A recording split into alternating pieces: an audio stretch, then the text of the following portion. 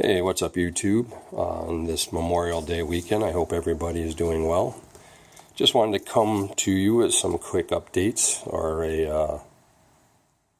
a rant, so to speak, about MTS. I know I suffer from it, which you'll see in a moment. And I know that you guys suffer from it because I watch a lot of your videos. So, at any rate, what you see here is a 30 with the Marineland, I think it's Marineland Bio Wheel, which it's a love-hate with a lot of people because the wheel stopped working and the whole 9 yards, but came with the tank, so I can't complain. Came with a heater, also came with a Finnex 24/7 36-inch light, which shortly after using it on my 55, seemed like I had a power pack issue, and I went to swap my power packs and I wasn't paying attention, and I basically fried both. So now I gotta see if I can find a power pack to test it. But that did allow me to get the Fluval 2.0, which is really working well for my plants. They're really growing well. So, but to a lot of people who ask that question about can you buy used tanks? Is it worth it? Are they safe? I'm going to try to cover a little bit of that in this video. So, like I said, this was $70 and it came with the tank, the filter, the heater, and that light. So really not a bad deal for it.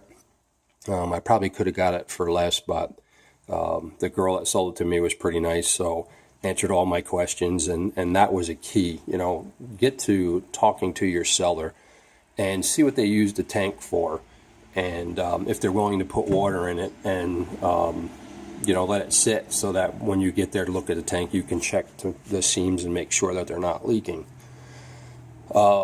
Another thing to look for is the silicone. Is it separating from the sides? Is it clear? Is it milky? Is it yellowish? Because that will tell you a lot about the tank, and if there's going to be a need to reseal it, and depending on the price that you're paying, it may not be worth it. You're better off walking away and looking at something else. Another thing to look for, you won't find this in every tank, but I've found it in probably 3 or 4 that I've owned throughout the years. The manufacturer's name and the manufacturer's date. Now, this tank was manufactured May 27th, 1991. A lot of people will say, oh, it needs to be resealed. It's over 10 years old. And I know with John from KG Tropicals on a stream, that question had come up, and he said, if it's not broke, don't fix it. And then I think it was later on said, if you feel, the need to reseal it, then go ahead and reseal it.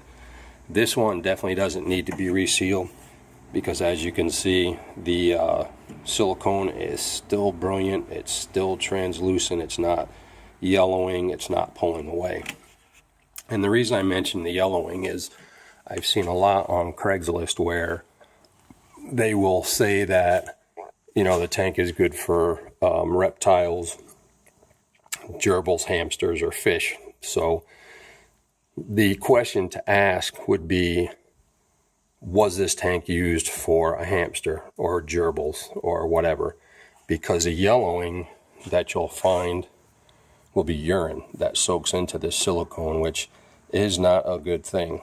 It deteriorates the silicone, and also if you're using it for a fish tank, you have the possibilities of that urea or urine to leach into your tank and throw your parameters all out of whack. So it may seem like a good deal at a time, and now you either can't get it to cycle or you're killing fish. It's not worth it. So keep an eye out for those things. Chips, make sure they're not big. Make sure it's not cracked all the way through. In this case, this is a small chip. Doesn't affect the performance of the tank. Silicone's still pretty well intact. This one I picked up for $20. 20? Yeah, I think this is the 20. And they actually used river rock from a creek in their backyard. And this tank was probably up and running for a good 5 years before they broke it down. They were getting rid of a lot of their tanks, so I figured let me score this one. And you can see how the MTS starts. This was actually the first one that I bought after my 55. But when using river rock, know your water. Make sure that there's not pollutants, factories near it, dumps or anything near it, because you're running the risk of introducing something into your tank that you definitely don't want. It definitely does look natural, and I think with the right driftwood and the right plants, that this gravel would actually not be too bad. I think it would really enhance the look of the tank and the type of fish, depending on what you're putting in there. I probably wouldn't recommend this for any sort of diggers, even though it's been river washed and it's smooth and the ends are round. There probably could be some small pieces that might be sharp and could potentially hurt your fish. But it's definitely can be something that you could get away with. I know some people will say, well, how do you know it's safe? Well, it's been in the tank for 5 years and all his fish did well, and he had a community aquarium, so that's some history on the tank for me. So I don't think there's too much of a problem. The main thing is getting it clean it well, clean the tank well, check the seals, clean the filters, and then put it together and let it, go through its cycle. Don't be in a rush to get it to cycle. And you should have a decent tank with a pretty unique look. I mean, you can buy this. You can go to Lowe's or Home Depot and buy pea gravel, which this is kind of what it is, minus some of these bigger rocks. But I also got sorry, I'm trying to do this with one hand. I also managed to get that round volcanic stone, which is pretty cool. I'm not sure what I'm going to do with that yet. And I managed to get, with a 55-gallon tank that I picked up for free with a stand, I managed to get this Whisper filter, which is quite filthy and definitely needs some cleaning, but it was free. And the key was that I sold the tank and the stand for $70. So, that basically paid for what I paid for that tank and what I paid for that tank. Didn't pay for that because that was $70. But now here's another savings. Saw it on Craigslist. Free. Can't beat free. Solid. Floor's not level, so it's going to rock. No rust. Solid tank. I was going to use it for the 30, but come to find out that it's not I didn't take a measurement, so it's actually smaller. A little bit too small. So it will fit that tank perfectly. So if you're noticing a thread or a theme here, MTS, more tanks. So this one I scored for $25. And this is a high, 29 high, maybe a little less. Definitely needs to be cleaned. It's been sitting out here for a while. But with that, I managed to get the hood, the old style lighting, which I'll probably swap out at some point. A Whisper air pump for 30 to 60. So I could definitely get away with running a sponge filter in here and either making it a shrimp tank or smaller fish tank or a combination. But I also managed to get the stand with it. Stand's in pretty decent shape. Pretty solid, even though it is press board. The only thing I would say is when you go out, if you see a stand, give it a good look over. As you can see, this one is split here a little bit. Definitely not an issue.